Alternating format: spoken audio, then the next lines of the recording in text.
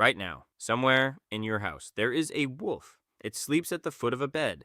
It answers to a name. It has been bred so far from its ancestor that it can't survive without you. But 40,000 years ago, that same animal was hunting you. Not your food, you.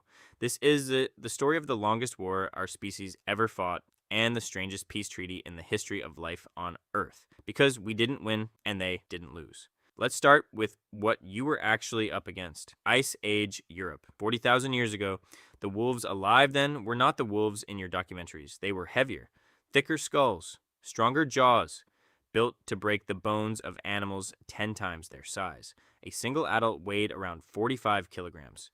It could run 60 kilometers an hour. You cannot run 24, and it never hunted alone. Now look at what you brought to that fight. This is your hand. This is theirs. No claws, no fangs. Skin you can tear with a fingernail. You can't outrun it. You can't outfight it, not alone. But speed was never how wolves killed anything. They don't sprint. They follow. For hours. Sometimes for a full day. Until the thing they're following simply stops. Exhaustion. That's the weapon. And here's the part that made everything worse. You weren't only prey. You were competition.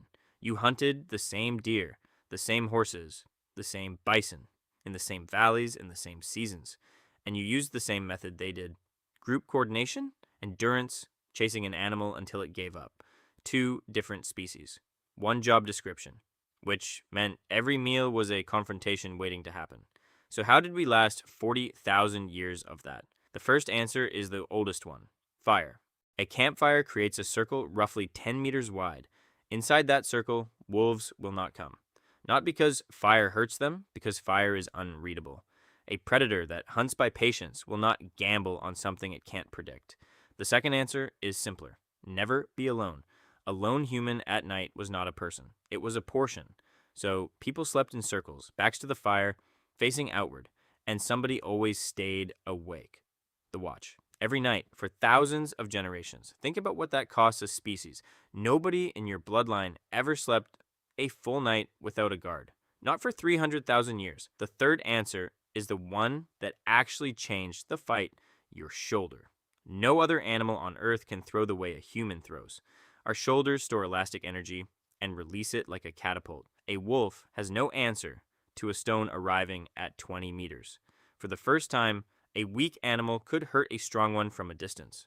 That changed the math for both sides. Wolves are precise accountants. A broken rib means no hunting. No hunting means starvation. So, a predator will drop any target that might damage it. Humans weren't scary. Humans were expensive. And that distinction is the whole reason you exist. But it also created a problem nobody saw coming. Because humans left something behind everywhere they went.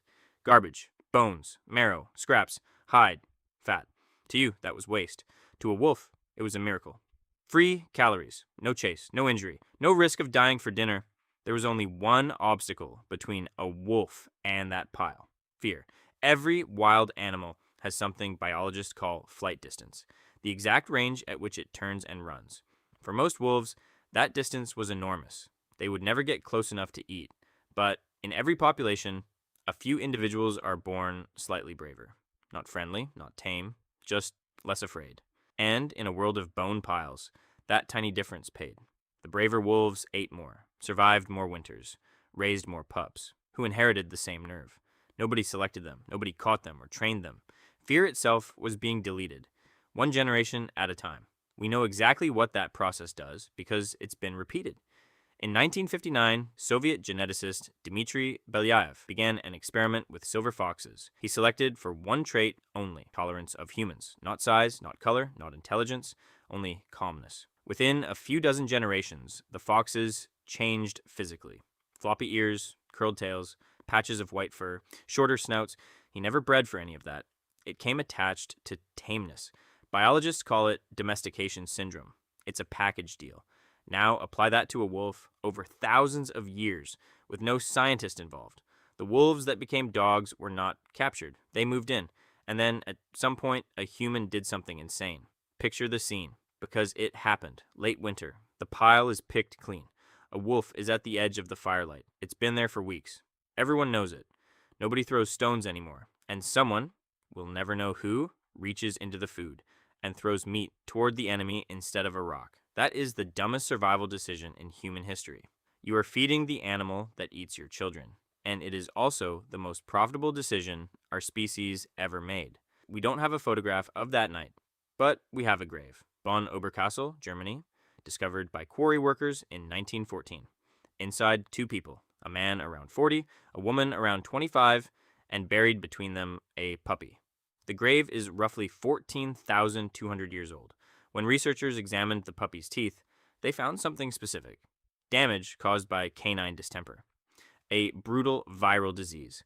It caught it at about 19 weeks old. It died at around 7 months, which means it survived weeks of severe illness. A sick puppy cannot do that on its own. It cannot drink. It cannot stay warm. Somebody carried it, warmed it, cleaned it, gave it water for weeks. Here is what makes that unbearable to think about. That animal was useless. It couldn't hunt. It couldn't guard. It couldn't pull anything. It was a dying animal in a world with no surplus of food, and they kept it alive anyway. And then they buried it with their own dead. That is not a tool. That's a family member. 14,000 years ago, somebody grieved a dog. Now, what did each side actually get out of this? Start with the nose, because the nose is the entire deal. You have around 6 million scent receptors. A dog has up to 300 million. Roughly 40 times more of its brain is devoted to smell. It can hear frequencies you can't, at 4 times your distance, which means that on the night that wolf lay down inside the firelight, the camp gained a sensor no human being had ever owned, a perimeter alarm that worked in total darkness. That never got bored. And for the first time in 300,000 years, everybody could sleep. Think about how large that is. Every night of human history until then had one person paying for it. Now the job belonged to something better at it than we were. Hunting changed too. A wounded animal that runs into thick forest is usually lost, unless something can follow it by smell for kilometers.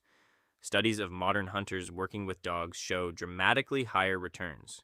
More meat, fewer failed days, fewer starving winters, and the wolves, they got the better half of the contract. Reliable food that didn't try to kill them, a warm place for pups, protection from bears and other packs, and an ally with hands, weapons, and fire. Today, there are roughly 900 million dogs on Earth, and around 200,000 wild wolves. The ones who came to the fire won. Completely. We tell this story like a conquest.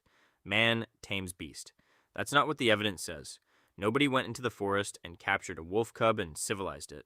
2 species stalked each other for tens of thousands of years, hunted the same animals, feared the same nights, and slowly, both of them changed. The wolves got calmer, and so did we.